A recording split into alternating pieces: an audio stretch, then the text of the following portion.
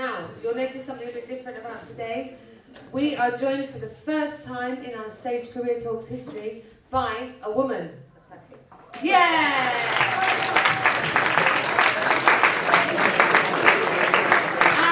And not only this, we're joined by a woman who typically, perhaps historically, is in a field, in a career that has been dominated by men. So today she's here to talk to us about her career path and her journey to where she is today. Please welcome Laura Torres. Do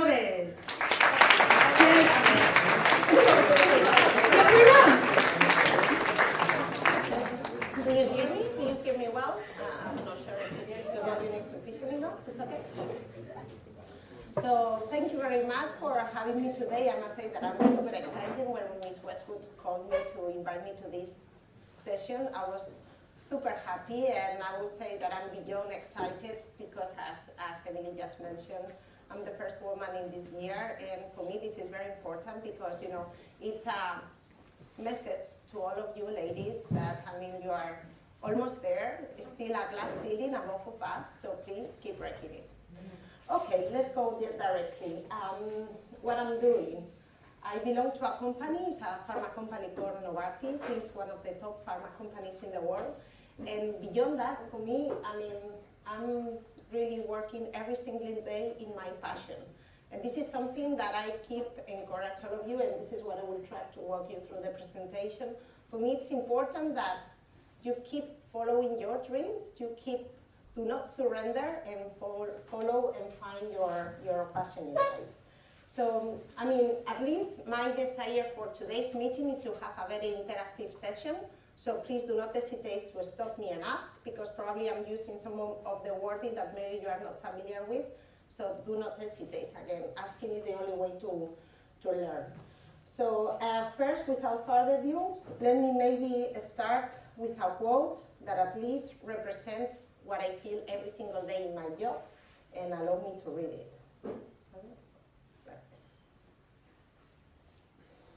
So science is a way of life, it's a perspective. Science is the process that takes us from confusion to understanding in a manner that is precise, predictive, and reliable. A transformation for those lucky enough to experience it that is empowering and emotional. I hope that this quote is as inspirational as at least it is to me. I always say to my husband that even if I won the lottery, I will keep working, because personally speaking, that's the reason that I wake up every single day and I give myself my best to ensure that our patient has the best quality of life. So, when I started to prepare this presentation, I was trying to put myself in your shoes, because, I mean, even if you see me, I don't know, as a dinosaur, I still feeling myself quite young. And I was sitting not that long ago in a similar chair as you are today, with the same uncertainties that you feel today. And this is the way that I have structured this conversation. So let me move to the next slide. So this is how I did the talk for today. First, I started with my personal professional journey, where I will try to walk you through peaks and valleys, because you will feel peaks and valleys in your professional career. Then try to give you more details about what is the pharma industry and how many roles it contains, the possibilities that it offers, and how powerful it is. And then finally, I secure a slot for question and answer. But again, if during the talk you have any kind of question, please do not hesitate to ask me. So let's start from the beginning, because again, I always say that I think I personally feel lucky enough, because I always knew that I want to become pharmacist. I think that personally I feel lucky, because I can tell you that the majority of my friends at that point in time, even before selectividad, they have no clue what to do with their life, right? I have always been a very good student. I love chemistry, I love biology, I always having very good notes.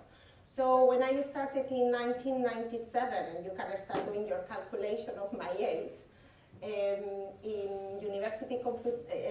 the Complutense University in Madrid, honestly, I was not expecting so many challenges, because as I say, I was a super good student. So by mid-November, I was completely lost, I would say, in half of my subjects. First quarter, I failed 5 subjects. Second quarter, 6 subjects. And for me, I can tell you that that was really shocking, because this degree, on top of the regular daily lessons, you have a lot of practices, and the volume was that big that, personally speaking, I was not able to follow. So after the catastrophe, I will say, of the first year, second year, I realized that, for me, it was not sufficient to really go myself. So I registered also in extracurricular academies to help me to follow the daily lessons. So for whatever reasons that today I still don't understand, I was fully committed to complete my degree in 5 years. Now, 22 years later, I'm still questioning myself why I put on myself so much pressure, because there is no need. So my take-home message, let's put it this way, for this first step of my career is to, even though, please try to keep attached to your responsibilities, do not kill yourself, because at the end of the day, for me, it's critically important that you really enjoy life and squeeze every single second of this university experience, because it's golden. So after everything that I already told you about, this pressure that I feel during pharmacy, the way, let's say, my initial desire, why I realized and decided to become pharmacist, was to buy a community pharmacy. And this is why, on top of all the pressure that I just related to all of you, the third year of degree, I decided to register myself in a master in orthopedic. That means that I was blocking one full weekend for the upcoming years to, again, complete this mastership. And for me, I must say that it was, at the end of the day, a waste of time, because even the following day, I was fully incapable to even complete 1 hour support. So again, for me, this is one of the cross, because even though I am authorized to open an orthopedic shop, I'm completely incapable. Next step. So with 22 years old, you complete your degree, and then you start thinking, now what? What am I doing? I was honestly not feel ready to start working, and to try to explain you how and why I did my next step. Let me try to give you a little bit of at least my personal background. I was born in Madrid, and I live in an area where all the children were exactly the same. There is no multicultural environment. We were all coming from the same type of pharmacy, medium-high, wealthy families, all attending private school. And then I was just thinking, what is outside of my walls? Because I'm very much used to this kind of tiny environment, but I know that is a huge world outside me. So this is why, one day I was looking for in an economic newspaper, again, it's really a long time ago, and I saw one of advertisement looking for pharmacies for the UK. And then I said, why not? Nobody will select me, so I will apply. The following week, I received a communication inviting me to an interview in a very luxurious hotel in Madrid for this position. And I said, nobody will select me. I almost forgot my English. I have zero experience. Honestly, I'm not prepared for this role. But nonetheless, I went. But I was so embarrassed to somehow try to verbalize that I potentially will fail an interview that I even didn't tell my mom or dad or my friends. I just went and said that I was going shopping. So I went to this hotel, I passed the interview, and then at the end of the morning they told me, in a month's time you need to be in London. And I was like, what am I doing? I'm not ready. I don't know how to even move forward. But I honestly was strong enough, and I must say that really I was strong enough. But that day, when I was walking alongside Waterloo Bridge, completely alone, scared to death, it was the proudest moment of my life. So even though you are scared for certain activities, certain challenges, please do not Do not sit down and wait. Please overcome them. So my British experience lasts for 3 years and 10 kilos, as you can see in here, because I don't know anyone that is going to the UK and not weighing a lot of weight.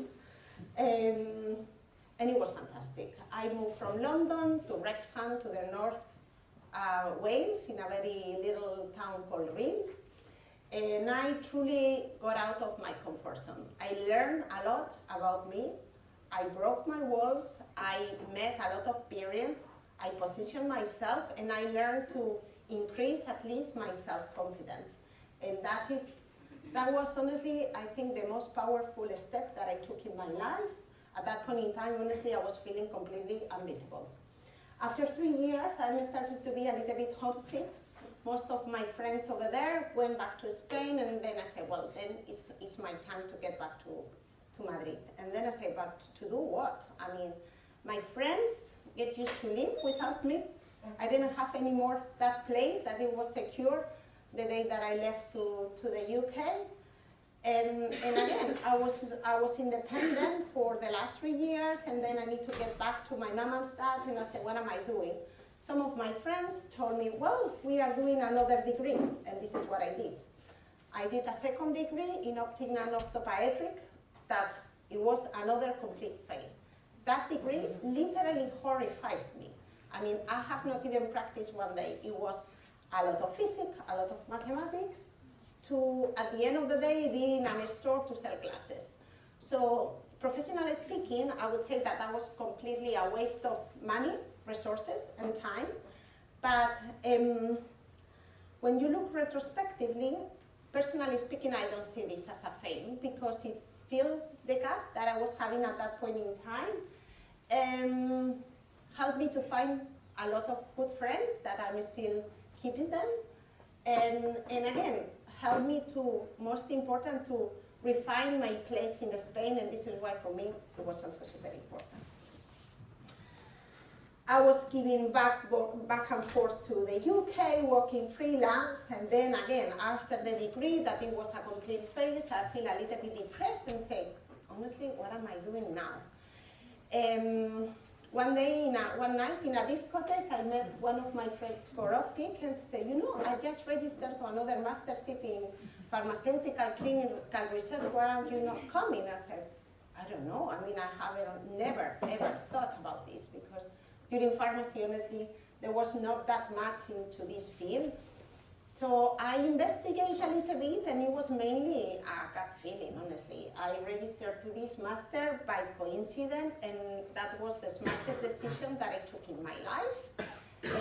Since 2007, I am fully dedicated to patients, to caregivers. I am fully, again, committed to provide a better quality of life for patients.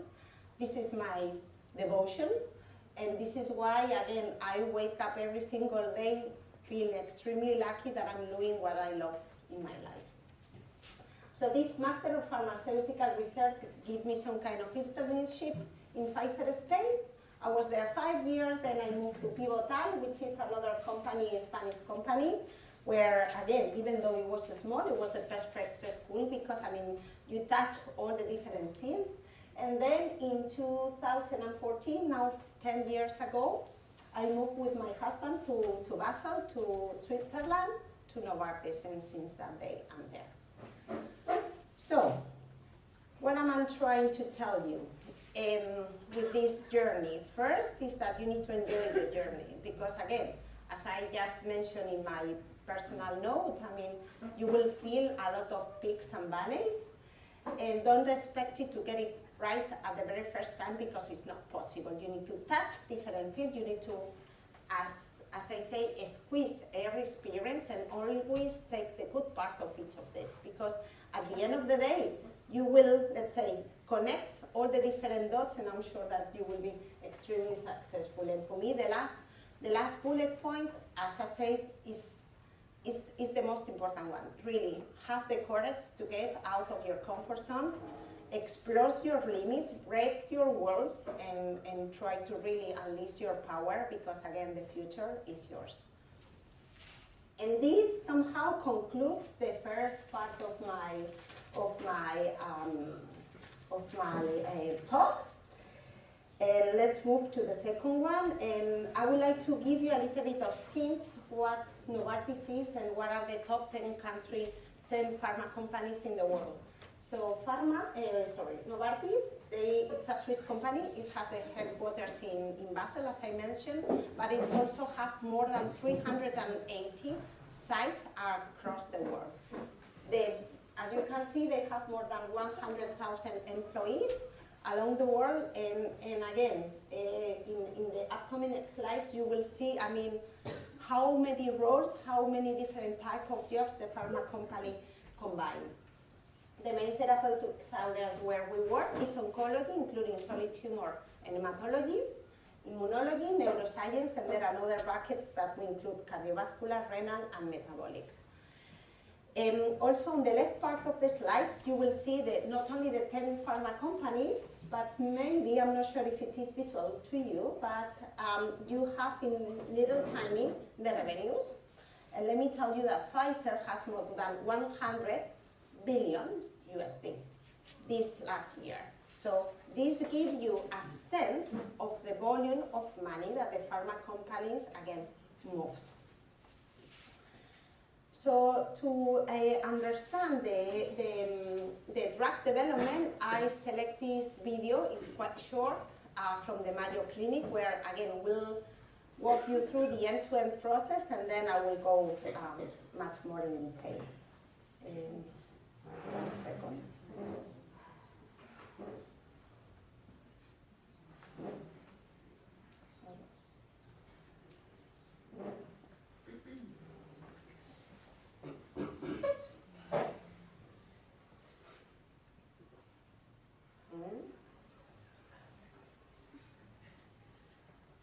There we go.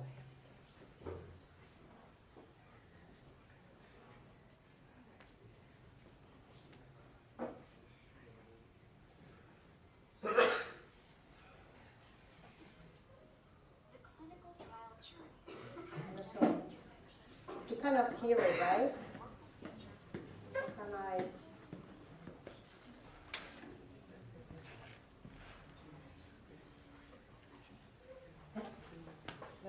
All right.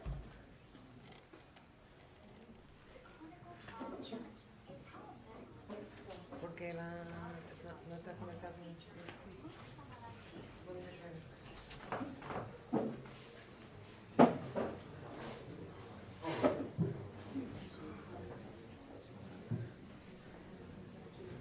It's because I think it's not connected to the. Select there. Select the Samsung. The beginning of the journey starts with discovery science. In the lab, the clinical trial journey is how a medical intervention, such as a drug, device, or procedure, moves from an idea into patient care. The beginning of the journey starts with discovery science. In the lab, researchers use computers, cells, and animal models to answer basic questions like, how does DNA work? And how do cells talk to each other? After a great deal of work, this effort is ready to be translated into clinical research. This is the first translational moment. As they move into phase 1 clinical trials, researchers begin looking for answers with the help of volunteers. Here, researchers answer questions about safety and how well participants tolerate the medical intervention. These trials don't include many volunteers, and they are short, usually only a few months long. With information collected in phase 1, they move to the next phase. In phase 2 clinical trials, researchers ask, is what I'm studying effective for patients with this health condition? Are there any side effects? How does it compare to a placebo? Phase 2 trials are usually done with a medium-sized group of volunteers. The studies can last for several months to years. Now, the thing is, it is common for phase 1 or 2 trials to dead end here. Funding disappears, results are inconclusive, the intervention fails. When that happens, researchers go back to the drawing board and try again. But when it does work, researchers go to phase 3 clinical trials. In this phase, they set out to confirm the results of previous trials in a larger study. They ask questions like, how does it compare to other treatments? How effective is it with a lot more people? Phase 3 trials need years to complete. Beyond phase 3, U.S. Food and Drug Administration approval is the next critical stage.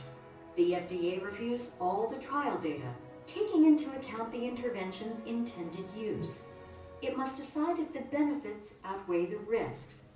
Once an intervention gets approval, it is ready to become a treatment for patients. FDA approval means the clinical trials journey has reached the second translational moment. The intervention is no longer a science experiment. But the journey doesn't end there. As it's used by more and more people, monitoring ensures the treatment is still safe and effective.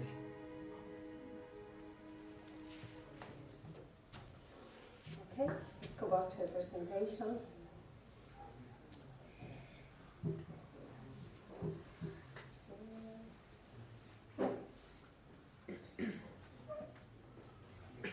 For joining us for Dr. Vernon's presentation on providing us with a primer about clinical trials. This will hopefully help us to clinical trials now and also in the future. And these are things that we're hoping everybody can learn from in language that we can become familiar with in order to make you informed and empowered advocates for your son and know what questions to ask or we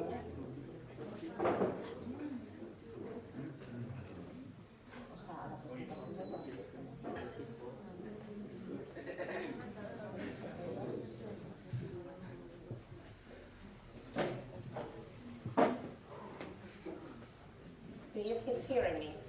I'm not sure. Okay, so basically in this slide what I'm trying to explain you is the same things that, I think the video illustrated, but give you a little bit more of detail. So this is the drug development end-to-end process. So it starts with the preclinical phase. The majority of the pharma companies has a dedicated business unit for preclinical, which is mainly research, scientific, and biologists, where approximately 10,000 molecules are explored, and I can tell you that only 250 are successful to really move into the next phase. What are we doing in the preclinical phase is mainly to sequence the DNA, in vitro testing, and then animal testing in a very secure and restricted environment. So once we have the approval from the FDA and the EMA, which are the health authorities in the US and in Europe, then again these 250 move into the clinical trial phase. And those regimen, it is tested in volunteers, but only in a very short number of patients, or again, healthy patients, depending where we are. And once this is successful, then it moves into the next phase, which is phase number 2, where we basically explore efficacy. We increase a little bit the number of population that this molecule is targeted, and then only those molecules that are successful in the phase 2, it gets broader into the phase 3, where many more patients are exposed to that drug. We keep looking for the efficacy, and also we go to the extra mile to ensure that there is a good balance between risk and benefit, and we also start comparing with the other drugs that are available on the market at that point. So, as you can see in the very bottom, you can see the number of years that every single phase takes. So you can start now understanding why the drugs are so expensive. When the drug is approved by the FDA and the European health authorities, once it's successful in the phase 3, it goes to what we call phase 4. Because at the end of the day, what you need to understand is that a drug is tested in a very strict environment. We are only going for a target population But once this drug is commercially available, then it's exposure to all of us with our different specificities, right? Different diseases. And this is where all the pharma companies are fully committed to also follow up during the rest of the life of that drug to ensure pharmacovigilance, meaning that this drug is still safe, and this kind of risk still in a successful way, let's put it this way. So if I move to the next one, I would like to give you a little bit of curiosities. As you can see, to put one drug in the market, it takes approximately between 10 to 15 years of research. The process to release one drug, it's approximately $1 billion USD. The best cases, I mean, especially with the oncology drug, it's much, I can tell you, it's much more than this. Only 1 out of 10,000 ideas are successful to be commercially available to all of us. And there are many, many people involved in this successful release of a new drug.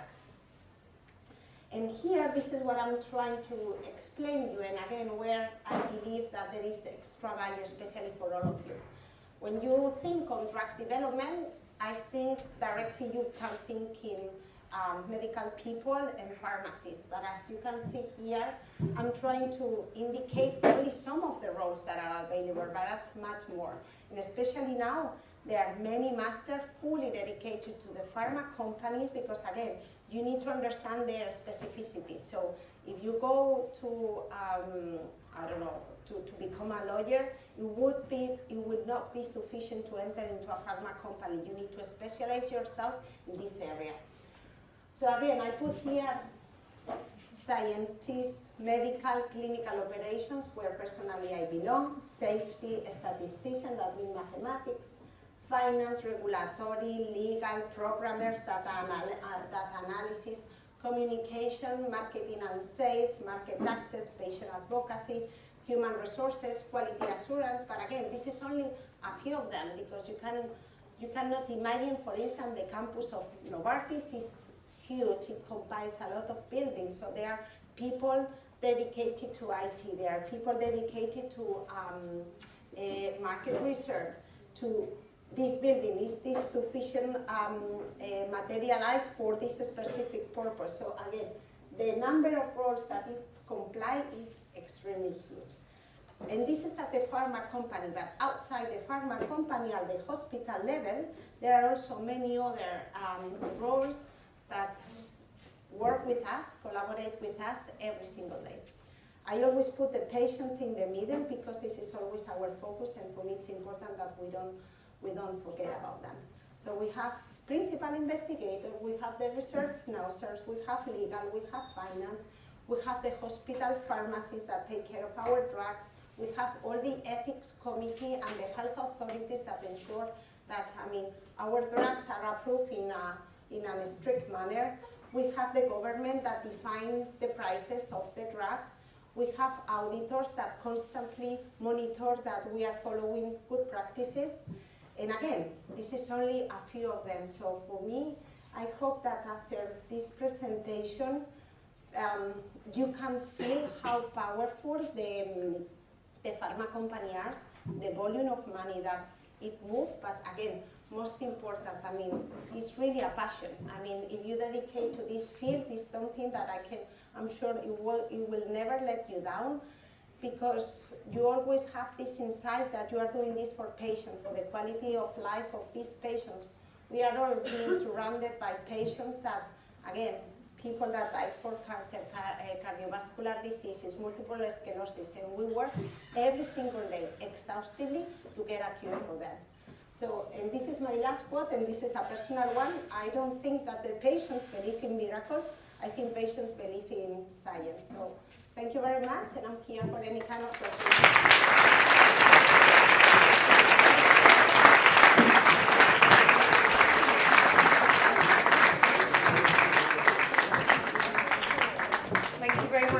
Laura. Okay, over to you guys. Do we have any questions? I'm just curious. I want to ask one question. How many of you are register for science. I mean, I don't know, biology, chemistry. All of the year 11.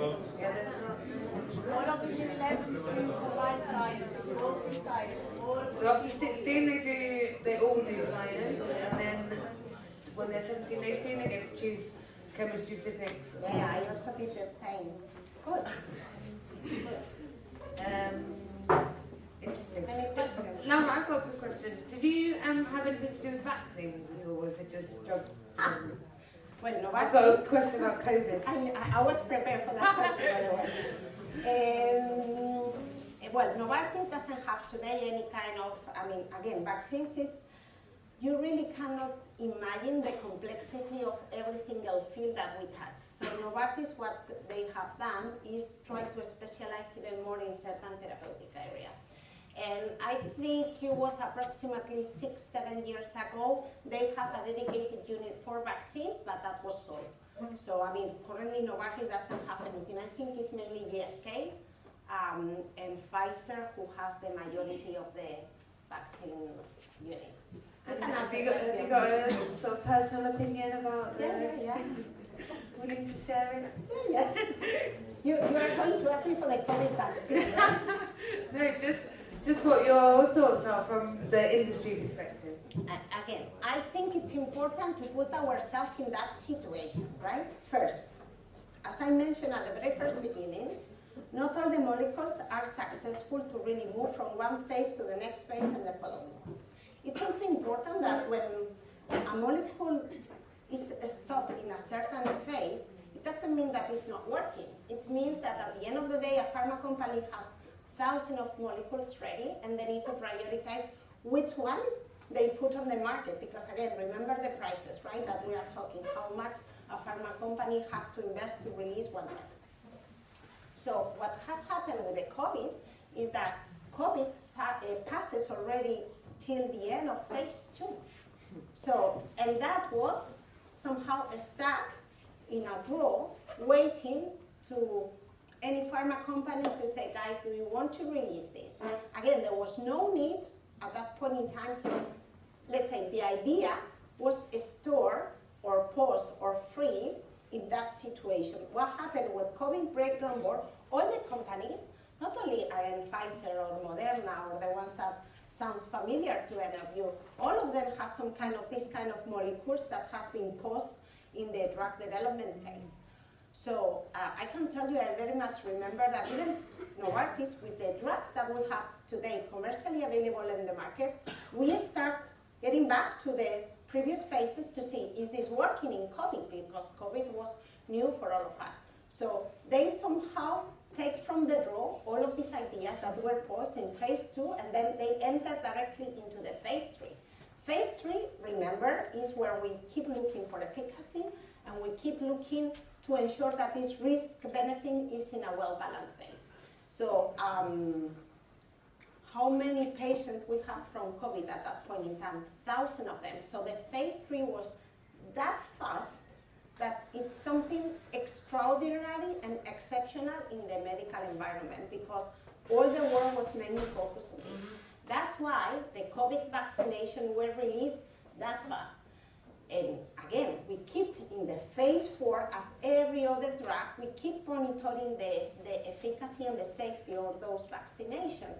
And again, like, I mean, I very much remember when I was at Pfizer, we released one drug that, again, it was like a blockbuster. It was for diabetes. And instead of an injection, it was like an inhaler. That was a revolution, especially for this type of patient, that they don't have to inject every single day. This drug was released, and in this phase 4, post-commercialization, we need to stop it, because we detect that there were some patients that creates lung cancer due to this inhaler. So that's what I'm saying. It's something that is extremely complicated and keeps following these phases. Phase 4, I mean, if we still see that this is not efficient enough, or again, the safety is compromised, it has to be taken from the market. So I hope that I answered your question. Yeah, very interesting. I was vaccinated. I personally decided to vaccinate myself, my children as well. Yeah, good. Okay, any other questions from the floor? I'm sure there's some lurking around. Put your hand up, you don't need to come up to the stage. No. You can just shout out from where you are. I think it'd be useful. I think it'd be useful for them to know what does your daily task involve in your job. I have a team of more than 200 people, across the world. So I put my title as executive of clinical drug development, but this nomenclature is that ambiguous. So basically what I'm doing is in this kind of phase 4, this late phase of the drug development, I'm in charge of connecting with the different investigators, meaning different medical people sitting in the different countries, different hospitals, that again, based on the daily practice, then all of a sudden thinks, okay, if I mix this drug with this other drug that again are commercially available today, I think that it boosts the solution for these specific patients. But this is not on the label, this is not on the approved label. So they reach one of the people like me in the pharma companies to say, could you fund this clinical trial where we mix your drug with this somebody else's drug and we explore this specific objective. So this is basically what I'm doing. So what I'm doing in my portfolio, I'm mainly, I work across the 4 therapeutic areas. Again, I have a team of approximately 200 people across the world, and I ensure that all of these global studies are somehow managed within certain quality levels. We are delivering on time, and also we are invested in the strategic areas of interest that Novartis is defining, because again, even though these people are really rich, we also need to reprioritize where we want to invest. So this is mainly something that I'm doing, so I'm not sure if that makes sense. It's a little bit more complex. Any other questions? Well, a massive thank you, Laura. It's very interesting to hear a team of 200 and you took your time to come and speak to us today, so we're blessed. It's very kind of you. I was particularly interested about the non-linear career path, that people make perceived mistakes and they end up being opportunities. So to see someone so successful through your thing, it's been wonderful. Thank you very much. We're going to give a big round of applause.